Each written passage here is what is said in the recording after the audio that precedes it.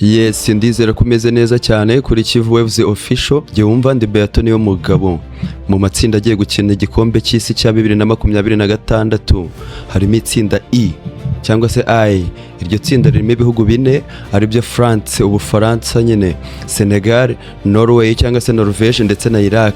Amateka nakubwira nuko nk'igihugu cy'Ubufaransa ari kimwe mu bihugu bifite amateka akomeye cyane mu gikombe cy'isi cya FIFA. Imaze no kuritwara inshuro ebyiri. Ni ukuvuga yatwaye igikombe cyo mu mwaka wa 1998 cyari cyanabereye mu Bufaransa, aho ku mukino wa nyuma Ubufaransa bwatsinze Brazil ibitego 3-0. Icyo gihe Zinedine Zidane yatsinze ibitego 2, naho Emmanuel Petit atsinda icya gatatu cy'agashingura cumu. Mu gikombe cy'isi cya 2018 bongeye kwisubiza nyuma y'imyaka 20 cyari cyabereye mu Burusiya. Ubufaransa bwatsinze Croatia ibitego 4-2 ku mukino wa nyuma final. Iki ngiki cyabaye igikombe cya kabiri cy'isi cyegukanwe n'Ubufaransa, kandi Ubufaransa bwakinnye imikino ya nyuma ariko ntibugende butwara igikombe. Ni bimwe mu bigwi bafite muri 2006 aho bwatsinzwe n'Ubutaliyani kuri penalty. 2022 bwatsinzwe na Argentina kuri penalty nyuma y'uko umukino wari urangiye ari ibitego 3-3. Igikombe cyabereye muri Qatar. Indi myanya myiza bagiye bageraho, Ubufaransa bwagize umwanya wa gatatu mu gikombe cy'isi cy'igihumbi 1958 ndetse n'igihumbi 1986. Banagize umwanya wa kane mu gikombe cy'isi cyo mu mwaka w'igihumbi 1982. Uyu mwaka baserukanye bahe bakinnyi mu bazamu bamanukanye Mike Maignan, hari kandi bita Brice Samba na Robin Lisser. Muri ba myugariro bahamagaye Lucas Digne, bahamagara Malo Gusto n'uwo bita Lucas Fernandez, hari kandi Theo Hernandez, Ibrahima Konate, hari Jules Koundé, Maxence Lacroix, William Saliba ndetse n'uwo bita Chano Dayot Upamecano. Mu bakinnyi bakina hagati hahamagawe Aurelien Tchouameni, Adrien Rabiot, N'Golo Kante, Manu Kone n'uwo bita Warren Zaïre Emery. Muri ba rutahizamu bahamagaye Kizigenza Kylian Mbappé, hari Ousmane Dembele, hari Michel Olise, Bradley Barcola, hari Ryan Cherki, Desire Doué, Marcus Thuram, hari Jean-Philippe Mateta, hari kandi Magnus Akliuche. Muza bitezwe cyane harimo Kylian Mbappé, kapiteni w'ikipe kandi nawe witezwe kuzatsinda ibitego byinshi. Hari Ousmane Dembele, uyu ni umwe mu bakinnyi iri rushanwa. Harimo Kylian Mbappé, kapiteni w'ikipe kandi niwe witezwe gutsinda ibitego byinshi. Ousmane Dembele ari mu bakinnyi baje muri irushanwa bafite umusaruro mwiza cyane. Uyu nguyu Michel Olise cyangwa Michael ndetse na Desire Doué ni impano zitezweho kuzamura imikinire y'Ubufaransa.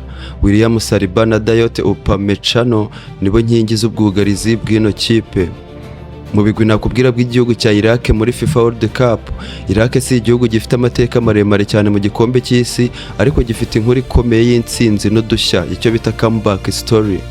Bwa mbere igikombe cy'isi cyabereye muri Mexico cy'igihumbi 1986 bitabira bwa mbere. Iraq nibwo yari igiye mu cy'isi, yari mu itsinda rimwe na Mexico, Ububiligi na Paraguay. Yatsinze imikino yose uko ari 3, aho yerekanye imikinire myiza kurusha uko ibisubizo byari bimeze. Yatsinze igitego kimwe cy'amateka cyinjijwe na Ahmed Radi, nicyo gitego rukumbi Iraq ifite mu mateka ya World Cup. Kugaruka nyuma y'imyaka 40 rero ubu ngubu 2026 Iraq yagarutse mu gikombe cy'isi nyuma y'imyaka 40 itahagaragara. Ni kimwe mu bihugu byagarukanye amateka akomeye yo kurwana no gutsinda imbogamizi nyinshi.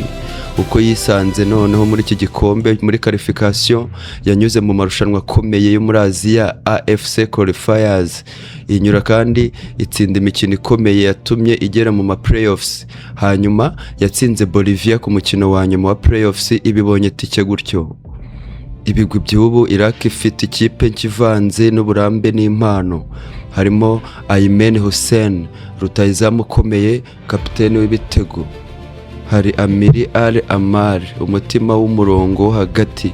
Ali Al-Hamad, wingu nawe ni rutahizamu wihuta cyane. Ali Jassim, umusore w'impano idasanzwe, na Marco Farji, uyu ni umwe mu bakinnyi bitezwe cyane. Icyo Iraq igaragaje ihagarariye ni ukugaruka nyuma yo kwihanganira ibibazo byinshi na nyuma y'imyaka myinshi, kugaruka ku rwego mpuzamahanga n'urubyiruko ngo rufite impano nshyashya. Nubwo bayifata nka underdog spirit cyangwa se ikipe idahabwa amahirwe, ariko ishobora kuzatungurana. Turerera abakinnyi 26 Iraq izifashisha muri FIFA World Cup nk'uko byemejwe n'urutonde rwa nyuma rw'iki gihugu.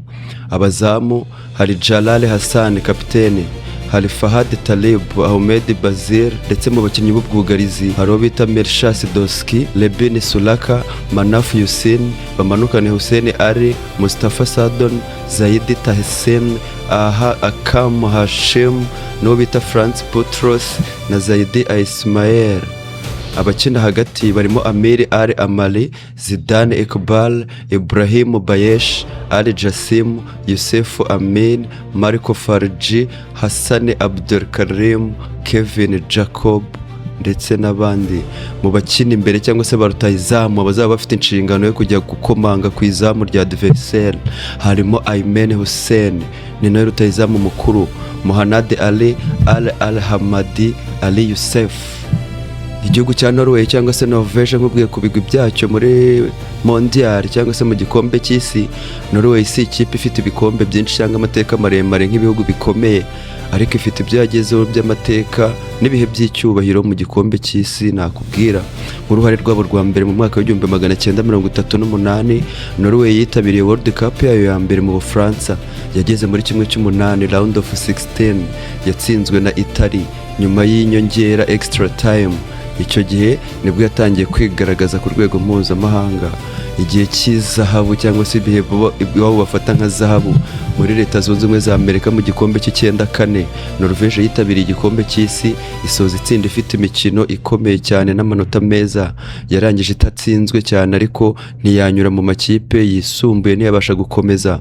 Ikindi gihe bafata nk'icy'izahabu ni mu mwaka w'1998 mu Bufaransa, nibwo Norway yagaragaye cyane, yatsinze Brazil icyo gihe ibitego 2-1 ku mukino w'akataraboneka. Yageze muri kimwe cy'umunani kirangiza round of 16. Iri naryo niryo siganwa ryiza Norway ifite mu mateka ya World Cup cyangwa nicyo gihe cyiza yagezeho. Uwo mukino wo gutsinda Brazil ni ukomeje gufatwa nk'ibigwi bikomeye bya Norvège. Uyu mwaka rero baraba bagarutse nyuma y'imyaka 28. Norway yagarutse muri World Cup nyuma y'imyaka 28 ititabira, ifite Golden Generation barimo Erling Haaland, Martin Odegaard na Alexander Sørloth. Ni ikipe ifatwa nk'ishobora kuzatungurana cyane. Mu bigwi by'ingenzi bya Norway harimo gutsinda Brazil icyo gihe, kugera muri round of 16 inshuro 2, kugaruka nyuma y'igikombe cy'isi nyuma y'imyaka 20, kugaruka mu gikombe cy'isi nyuma y'imyaka 28. Dore rero abakinnyi squad y'abakinnyi 26 Norway izakoresha uyu mwaka nk'uko byemejwe n'umutoza Ståle Solbakken mu rutonde rwa nyuma. Abazamu Orjan Nyland, hari Mathias Dingeland, Ina Tangen. Abo ni abazamu bahamagawe.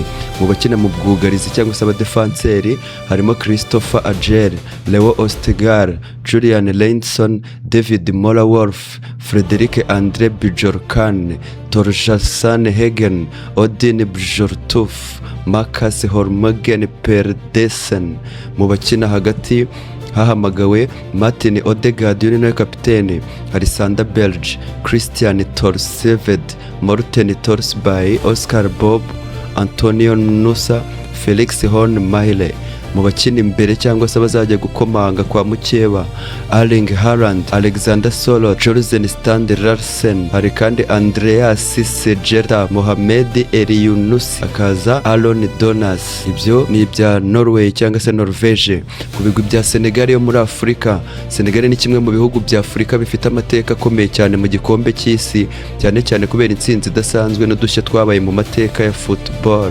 Mu gikombe cy'isi cya 2002 ubwo bwa mbere Senegal yitabiriye World Cup, yahise ikora ibitangaza ku rwego rw'isi. Icyo gihe yatsinze Ubufaransa igitego 1-0, igihugu cyari cyitwaye World Cup yaherukaga. Icyo gihe yatsinze kandi Sweden cyangwa Swede igera muri kimwe cya 4 quarter finals.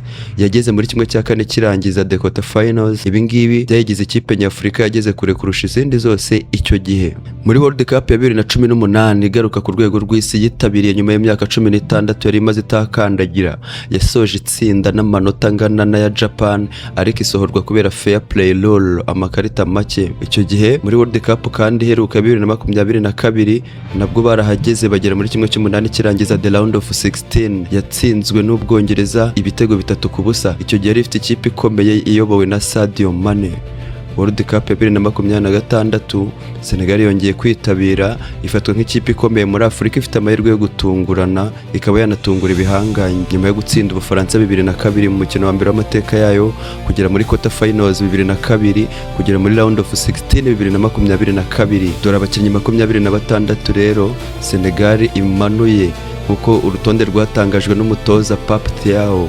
Mu bazamu hamagaye Edouard Mendy, hari Mori Diaw, hakaba Yehvani Diouf. Abakina mu bwugarizi hari Kalidou Koulibaly, Moussa Niakhaté, Abdoulaye Sheikh, Ismail Jacob, Crépin Diatta, El Hadji Malick Diouf, Antoine Mendy na Mamadou Sarr. Mu bakina hagati hamagawe Idrissa Gana Gueye, Pape Matar Sarr, Pape Gueye, Habib Diarra, Lamine Camara, Pate Ciss niwe bita Bara Diagne. Muri ba rutahizamu Sadio Mane Kizigenza, Ismaila Sarr, Nicolas Jackson, Iliman Diagne, Boulaye Dia, Pape Cherif Ndiaye, hakaza na Cheikh Tidiane Sabari wongerewe mu myanya y'imbere muri rotation ya nyuma cyangwa se rotation. Sadio Mane ni kapiteni w'ibitego n'ikirango cya Senegal. Kalidou Koulibaly ni umuyobozi w'ubwugarizi, Ismaila Sarr umuvuduko n'udushya imbere cyane, Edouard Mendy ni umuzamu w'inararibonye. Mwanzuro, Senegal igiye gukina World Cup ifite ikipe ivanze n'ubunararibonye, Sadio Mane, Koulibaly na Mendy n'urubyiruko rufite impano rwitezwe kuzagira ibyo rukora, Sarr, Jackson na Pape Matar. Rero gahenguko icyo nakubwira ku itsinda I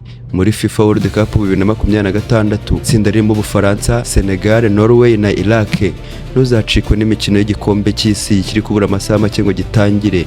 Iyi ni Kivuze Official, uyu ni Beato Niyomugabo. Ibihe byiza.